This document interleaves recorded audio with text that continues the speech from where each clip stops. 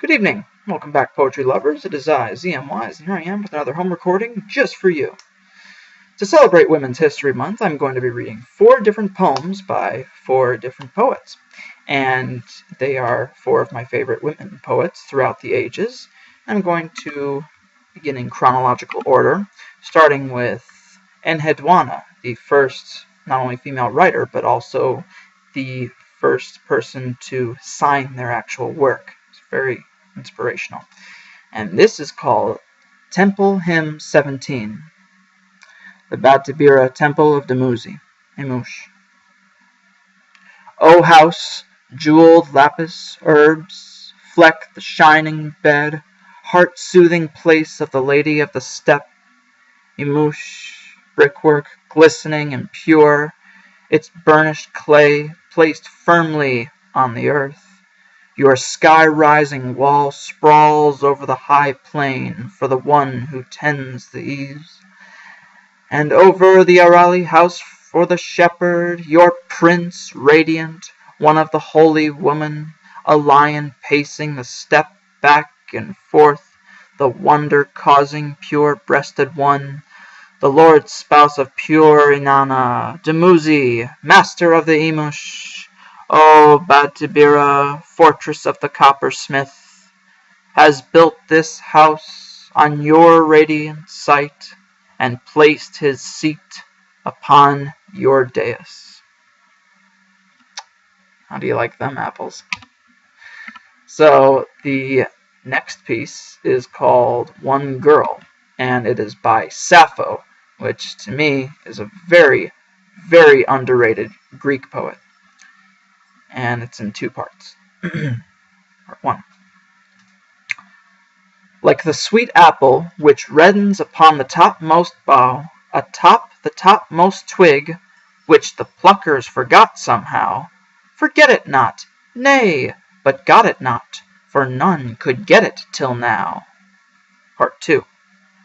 Like the wild hyacinth flower, which on the hills is found, which the passing feet of the shepherds forever tear and wound, until the purple blossom is trodden in the ground.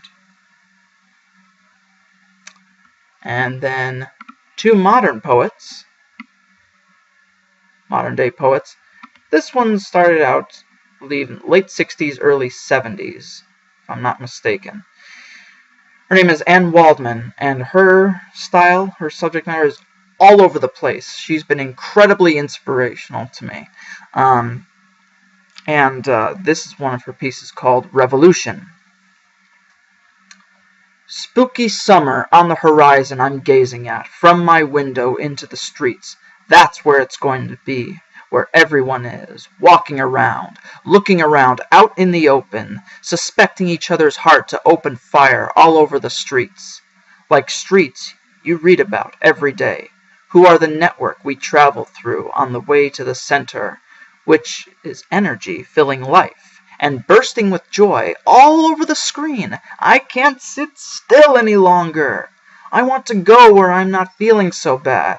Get off this little island before the bridges break. My heart is a sore thing too. No, I want to sit in the middle, watching movies, then go to bed in my head. Someone is banging on it with a heavy stick like the enemy.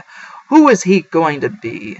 Turns into a face you can't recognize, then vanishes behind a window, behind a gun, like the lonely hero stalking the main street.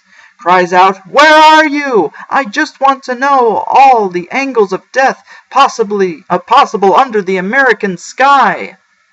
I can hardly see for all the buildings polluting the sky, until it changes into a barrage of bottles, then clears up for a second while you breathe, and you realize you're still as alive as ever and want to be, but would like to be somewhere else, perhaps Africa. Start all over again as the race gets darker and darker and the world goes on the way I always thought it would. For the winner is someone we recognize out of our collective past, which is turning over again in the grave. It is so important when one dies, you replace her and never waste a minute." See what I mean by powerful? And last but not least, a poem by Naomi Shihab Nye, And she's not only a wonderful poet, but also extremely just generous as a person. And I've had the pleasure of seeing many of her videos on YouTube. I also have a few of her books, trying to collect all of them. She's just quite brilliant. And this piece is called Wedding Cake. Once on a plane, a woman asked me to hold her baby and disappeared. I figured it was safe, our being on a plane and all. How far could she go? She returned 1 hour later, having changed her clothes and washed her hair. I didn't recognize her. By this time, the baby and I had examined each other's necks. We had cried a little. I had a silver bracelet and a watch. Gold studs glittered in the baby's ears. She wore a tiny white dress, leafed with layers like a wedding cake. I did not want to give her back. The baby's curls coiled tightly against her scalp. Another alphabet. I read, "New, new, new. My mother gets tired. I'll chew your hand." The baby left my skirt crumpled, my lap aching. Now I'm her secret guardian, the little nub of dream that rises slightly but won't come clear.